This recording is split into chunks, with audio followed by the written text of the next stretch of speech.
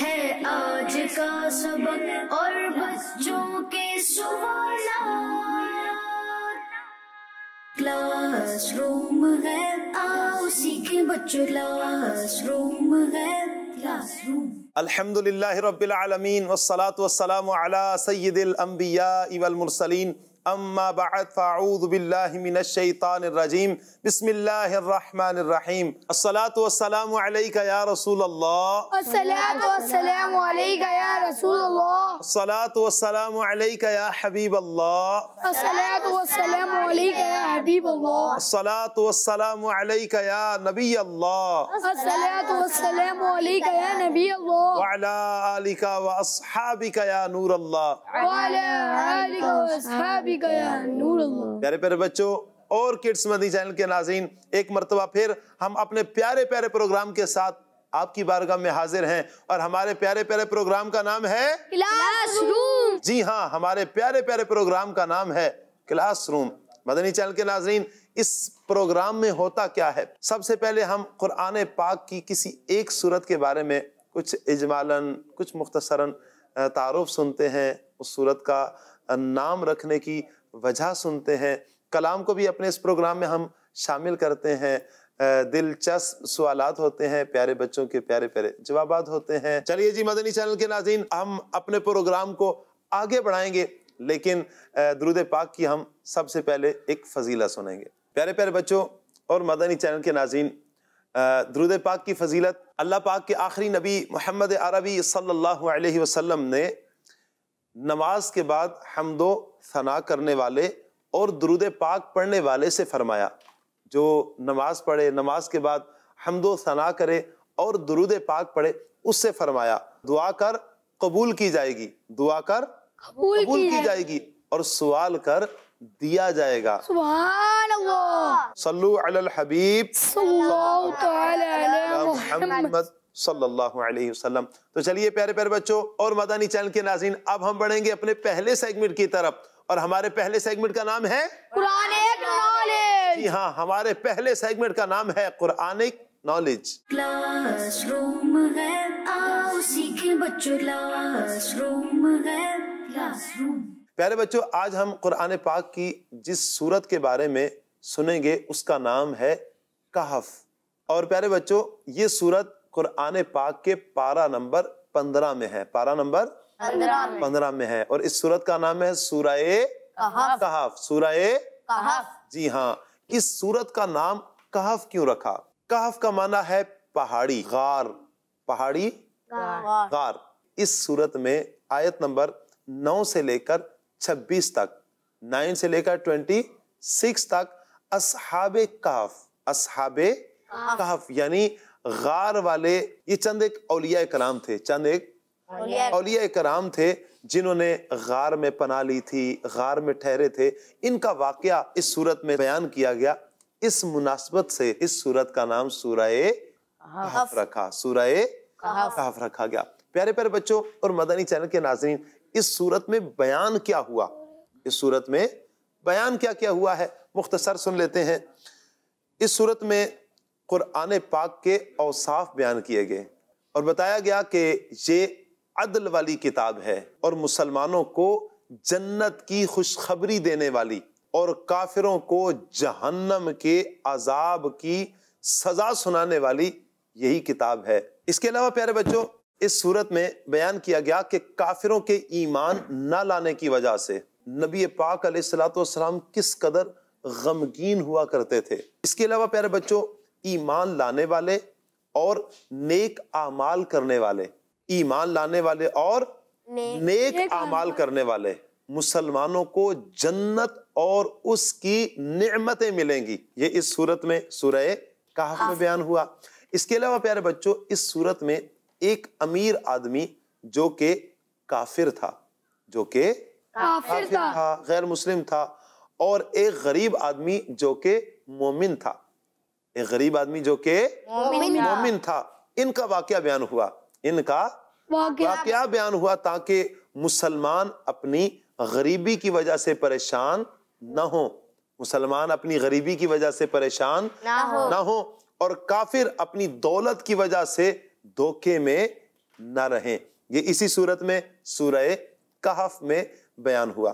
اس کے علاوہ پیارے بچوں اس صورت میں فرشتوں کے حضرت آدم علیہ السلام کو سجدہ کرنے اور شیطان کے سجدہ نہ کرنے کا واقعہ بھی اسی صورت میں سورہ کہف میں بیان ہوا۔ حضرت موسیٰ علیہ السلام اور حضرت خضر علیہ السلام کا واقعہ بھی اسی صورت میں بیان ہوا۔ پیارے بچوں آخرت میں کافروں کے اعمال برباد اور ضائع ہونے کا اعلان اسی صورت میں بیان کیا گیا۔ اس کے علاوہ نیک اعمال کرنے والے مسلمانوں کو ہمیشہ رہنے والی نعمتوں کی خوشخبری بھی دی گئی۔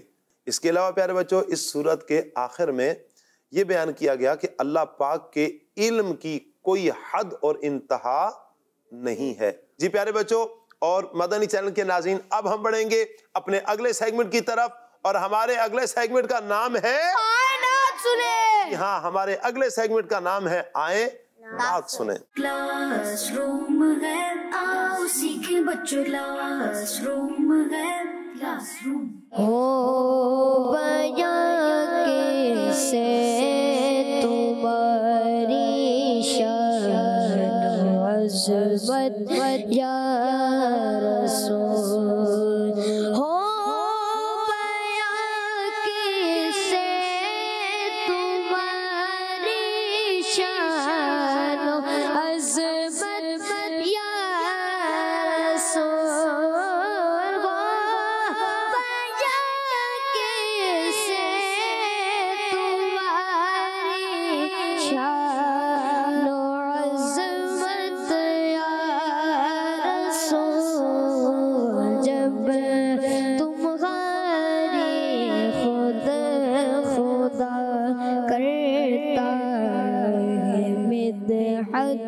یا رسول، جب بھی آتا ہے تیرا یوم ولادت یا رسول، جب بھی آتا ہے تیرا یوم ولادت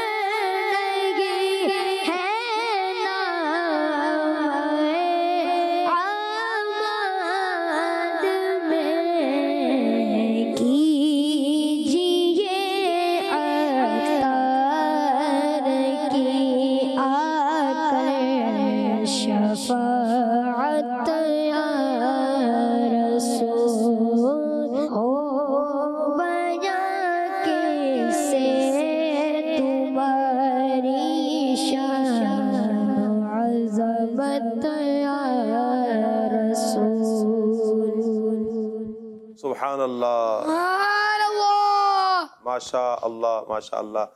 प्यारे प्यारे बच्चों और मदनी चैनल के नाज़रीन, आपने क़िबला शेख तरीक़त अमीर अहले सुन्नत का ये कलाम सुना है।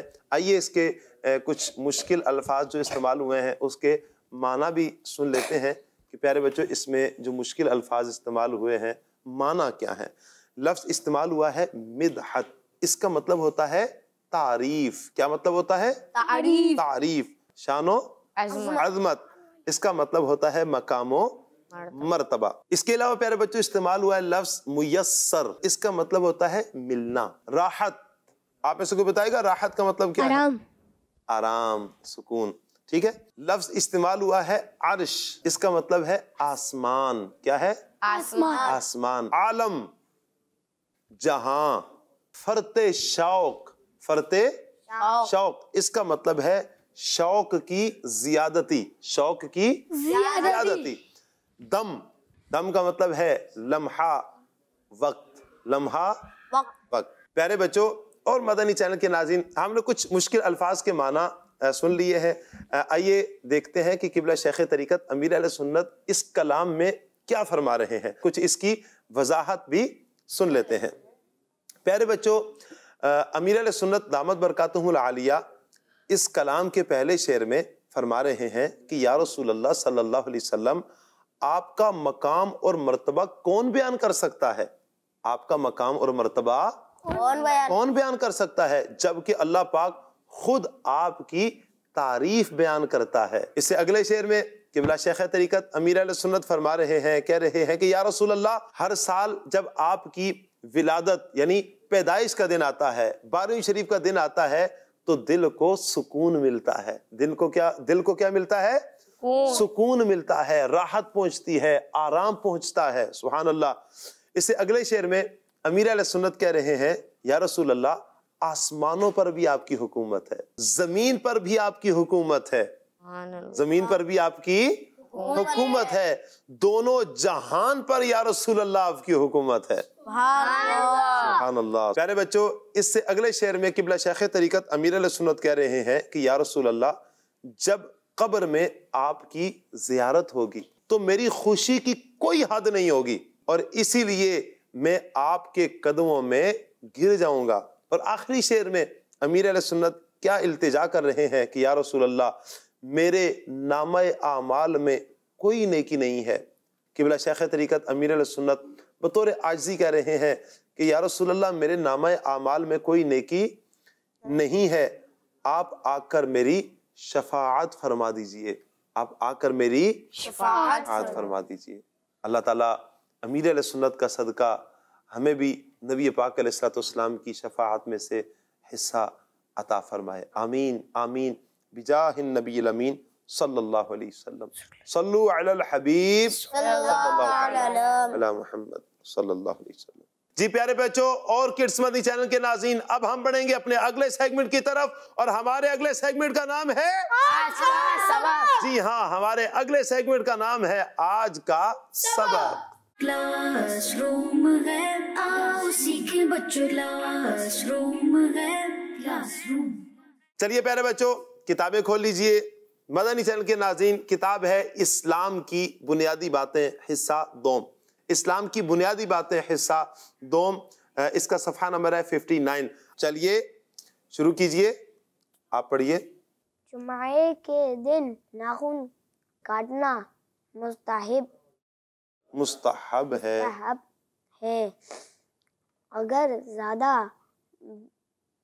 बढ़ गए हो तो जुमा का इंतजार ना कीजिए। साकिब भाई, मैंने आपसे एक सवाल करना है। जी। ये जो मुस्तहब लफ्ज़ इस्तेमाल हुआ है, इसका मायने क्या है? लफ्ज़ पहले तो इस्तेमाल हुआ है मुस्तहब। क्या लफ्ज़ इस्तेमाल हुआ है? मुस्तहब नहीं है बल्कि मुस्तहब है। मुस्तहब कहते हैं प्यारे बच्चों, मुस्तहब वो चीज़ होती है कि वो काम, वो फेल, वो काम कि जिसके करने पर सवाब मिले, जिसके करने पर सवाब मिले और ना करने पर गुनाह ना मिले। यानी करेंगे तो सवाब है, फायदा है, अगर नहीं करेंगे तो गुनाह नहीं मिलेगा। چلیے، اور پیارے بچوں اس میں اگلی بات یہ بیان ہوئی کہ جمعہ کے دن ناخن کاٹنا، جمعہ کے دن ناخن کاٹنا مستحب ہے. کیا ہے؟ مستحب ہے. مستحب ہے. اگر کسی کے ناخن زیادہ بڑھ گئے ہوں تو پھر وہ جمعہ کا انتظار نہ کرے بلکہ کسی دن بھی کاٹ لے. چلیے آگے پڑھیے. صدر الشریعہ بدر الطریقہ مولانا امجد علی اعظمی علیہ رحمۃ اللہ القوی فرماتے ہیں کہ منقول ہے جو جمعے کو روزانہ جو جمعہ کے روز ناخن ترشوائے یعنی کاٹے، اللہ عز و جل اس کو دوسرے جمعے تک بلاؤں سے محفوظ رکھے گا اور 3 دن زائد یعنی 10 دن تک. ایک روایت میں یہ بھی ہے کہ جمعہ کے دن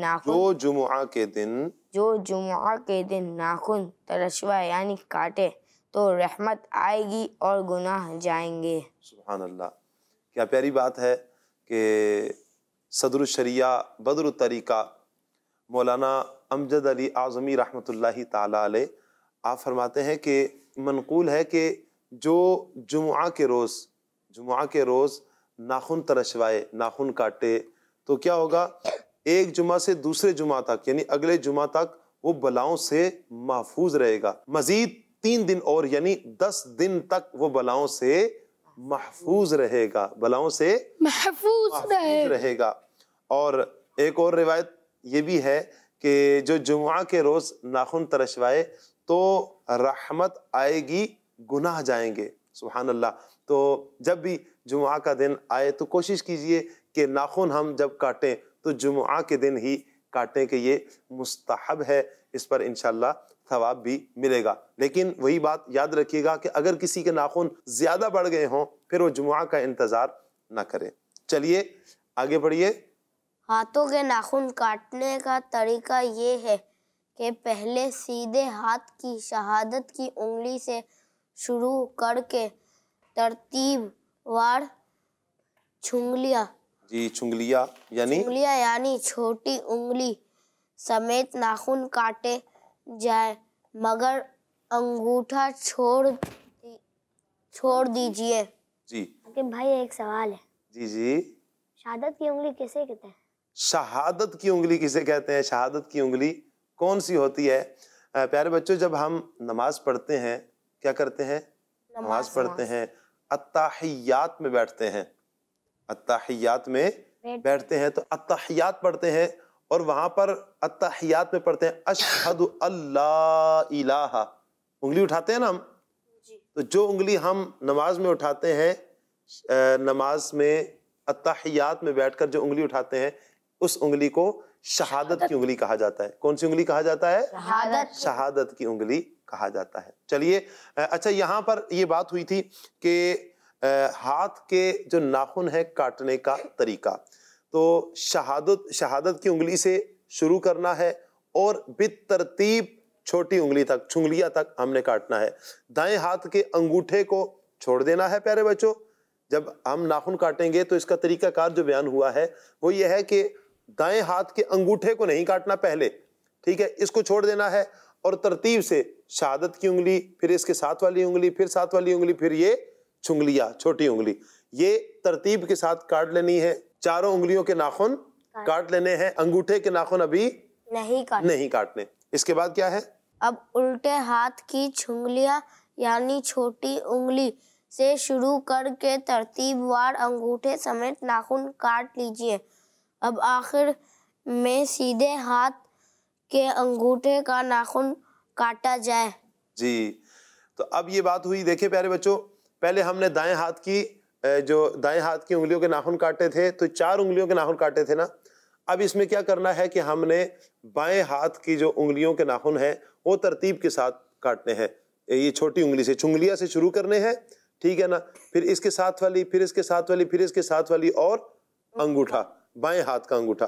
تو ان کے ناخن ہم نے ترتیب کے ساتھ سارے کاٹ لینے ہیں. پیچھے اب کون سا ناخن بچ گیا ہے؟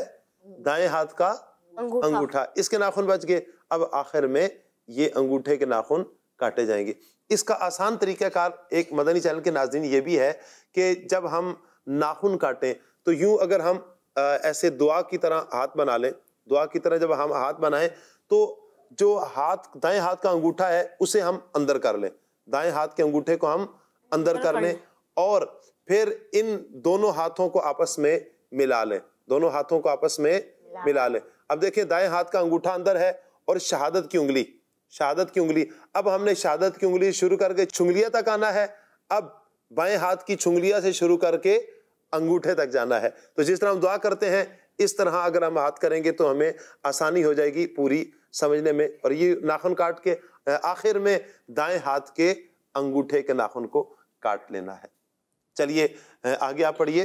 پاؤں کے ناخن کاٹنے کی کوئی ترتیب منقول نہیں، بہتر یہ ہے کہ سیدھے پاؤں کی چھنگلیاں یعنی چھوٹی انگلی سے شروع کر کے ترتیب وار انگوٹھے سمیت ناخن کاٹ لیجئے، پھر الٹے پاؤں کے انگوٹھے سے شروع کر کے چھنگلیاں سمیت ناخن کاٹ لیجئے۔ پاؤں کے ناخن کاٹنے کی کوئی خاص ترتیب منقول نہیں ہے کہ اس طرح کاٹے جائیں، دائیں چھوٹی انگلی شروع کریں تو بڑی انگلی شروع کریں تو انگوٹھے شروع کریں، کہاں سے شروع کی جائے، اس کا کوئی باقاعدہ طریقہ کار منقول نہیں ہے۔ البتہ بہتر یہ ہے کہ سیدھے پاؤں کے جو چھوٹی انگلی ہے سیدھے پاؤں کی چھنگلیاں سے شروع کر کے سیدھے پاؤں کے انگوٹھے تک آئیں گے، پھر الٹے پاؤں کے جو بایاں پاؤں ہے اس کے انگوٹھے سے جا کر شروع کر کے چھوٹی انگلی تک یوں کاٹیں گے۔ مطلب اسے ہم ترتیب کے ساتھ شروع کریں گے، دائیں طرف سے شروع کیا، دائیں پاؤں کی چھوٹی انگلی شروع کیا، انگوٹھے تک آئے، پھر بائیں پاؤں کی انگوٹھے سے شروع کیا اور چھنگلیاں تک آئے۔ یہ ایک طریقہ کار بیان کیا گیا ہے۔ صلو علی الحبیب صلی اللہ تعالی علی محمد صلی اللہ علیہ وسلم۔ چلیے پیارے بچوں اور مدنی چینل کے ناظرین، اب ہم بڑھیں گے اپنے اگلے سیگمنٹ کی طرف، اور ہمارے اگلے سیگمنٹ کا نام ہے بچوں کے سوالات۔ ہاں، ہمارے اگلے سیگمنٹ کا نام ہے بچوں کے سوالات۔ کلاس روم ہے، آؤ سیکھیں بچوں، کلاس روم ہے، کلاس روم۔ چلیے ٹیم اے، آپ سے سوال ہے، آپ یہ بتائیے مسلمانوں پر ایک دن میں کتنی نمازیں فرض ہیں؟ 5 نمازیں فرض ہیں، آپ کا جواب درست ہے۔ چلیے جی ٹیم بی، آپ سے سوال ہے، قرآن پاک کی سب سے چھوٹی سورت کا نام بتائیں۔ قرآن پاک کی سب سے چھوٹی سورت کا نام بتائیں۔ سورہ کوثر یا سورہ بقرہ؟ سورہ کوثر۔ سورہ کوثر، آپ کا جواب درست ہے۔ چلیے جی آپ بتائیے، امام اعظم ابو حنیفہ رحمت اللہ تعالی علیہ کا مزار مبارک کس شہر میں ہے؟ بغداد میں۔ بغداد میں، آپ کا جواب درست ہے۔ سبحان اللہ۔ جی ہاں، امام اعظم ابو حنیفہ رحمت اللہ تعالی علیہ کا مزار مبارک بغداد شریف میں ہے۔ کیا بات ہے جی۔ چلیے جی آپ بتائیے، اللہ پاک کے آخری نبی صلی اللہ علیہ وسلم نے کس عمر میں اعلان نبوت فرمایا؟ 30 سال یا 40 سال کی عمر میں؟ 30 سال کی عمر۔ 30 سال کی عمر میں، آپ کا جواب غلط ہے۔ 40 سال کی عمر میں نبی پاک علیہ الصلوۃ والسلام نے اعلان نبوت فرمایا۔ پیارے پیارے بچوں اور مدنی چینل کے ناظرین، یہ تھا ہمارا آج کا پروگرام۔